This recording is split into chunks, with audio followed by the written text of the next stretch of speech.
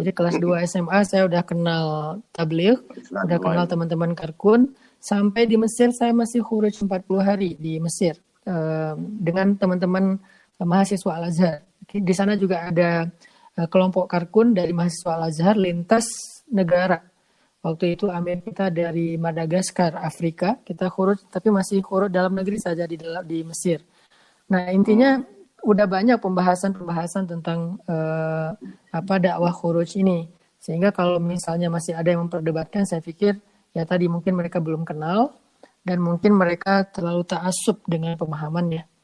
Kalau kita merujuk kepada sejarah para sahabat dulu, semua mereka itu sebagian besarnya wafatnya justru di luar kota Madinah, bukan di dalam kota Madinah. Padahal kita tahu keutamaan dari kota Madinah, sholat di Masjid Nabawi, kemudian beribadah di dalam Raudhah, di kota Madinah mereka bisa dekat dengan Rasulullah SAW. Tapi nyatanya sebagian besar sahabat itu wafatnya di seluruh dunia. Dan bahkan di zaman Nabi pun, Nabi mengutus sebagian dari mereka untuk berdakwah keluar dari satu kota. Salah satunya adalah yang pertama sekali diutus oleh Nabi itu Ja'far bin Abi Thalib, yang diutus ke Habasyah.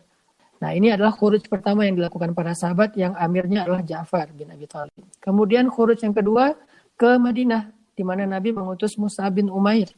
Lalu dari khurujnya Mus'ab bin Umair itu, kemudian Mus'ab bin Umair mengajak orang-orang Madinah untuk bertemu dengan Nabi, terjadilah Bai'ah Aqabah 1. Lalu berdakwah lagi terjadi Bai'ah Aqabah 2. Lalu dari situ lahirlah program hijrah Nabi ke kota Madinah. Di kota Madinah, Nabi mengutus para sahabat ke penjuru bumi. Ada yang diutus ke Yaman. Pertama yang diutus ke Yaman itu adalah Ali bin Abi Thalib dengan Abu Musa al-Ash'ari. Kemudian diutus lagi Mu'az bin Jabal. Kemudian diutus juga yang khurut dari sejak di Mekah juga waktu itu ada Abu Dzar al-Ghifari. Abu Dzar diutus kepada dua suku Ghifar dan suku Aslam. Kemudian nanti diwariskan lagi tradisi ini, semangat ini oleh sahabat setelah Nabi wafat. Salah satu yang buat saya luar biasa itu adalah khurujnya Uqbah bin Nafi. Beliau khuruj bukan 3 hari, 40 hari atau 1 tahun. Beliau khuruj selama 30 tahun. Allahu Akbar. Uqbah bin Nafi, sahabat Nabi yang menyebarkan Islam ke Afrika Utara. Jadi kalau sekarang kita melihat Maroko itu sudah Islam, kemudian juga Tunisia itu sudah Islam, bahkan sampai ke Mesir awalnya, karena dia awalnya ikut dengan Amr bin As, sampai ke Afrika seperti bagian utara itu, Afrika orang-orang kulit hitam, bukan orang Arab, itu semuanya dulu dakwahnya Uqbah bin Nafi.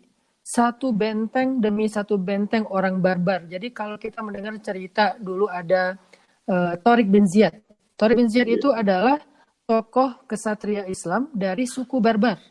Dan tahukah kita ternyata suku Barbar itu masuk Islamnya di tangan Uqbah bin Nafi. Dari orang Barbar itu muncullah pahlawan-pahlawan besar dalam Islam. Baru Uqbah bin Nafi itu berhenti dari perjalanannya itu karena mentok dengan laut. Ketika dia naik kuda, kemudian air laut sudah setengah pinggangnya, baru dia sadar bahwa dia tidak bisa melanjutkan perjalanan. Kemudian Uqbah bin Nafi mengatakan, ya Allah, saksikanlah, saya sudah menempuh perjalanan sejauh yang saya mampu, tidak ada yang menghalangi saya kecuali lautan. Akhirnya Uqbah bin Nafi berhenti sampai di perbatasan antara Maroko dengan Spanyol. Seandainya Allah memberikan kesempatan, mungkin Uqbah bin Nafi akan menjadi orang pertama yang membawa Islam kepada Andalusia. Tetapi qadarullah itu dilakukan oleh Abdurrahman Ad-Dakhil di masa Umayyah. Artinya batasnya adalah lautan. Lalu Uqbah bin Nafi wafat juga di Afrika Utara, walaupun kemudian jasadnya dibawa ke tempat yang beliau pesankan. Intinya adalah dakwah khuruj adalah sunnah Nabi dan tradisi para sahabat radhiyallahu anhum ajmain.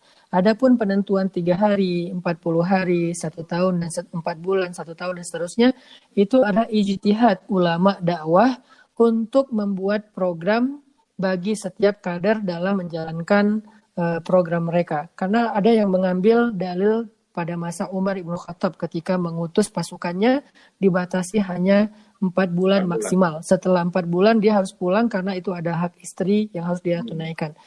Jadi saya pikir ini adalah ijtihad ulama dakwah yang harus kita hargai.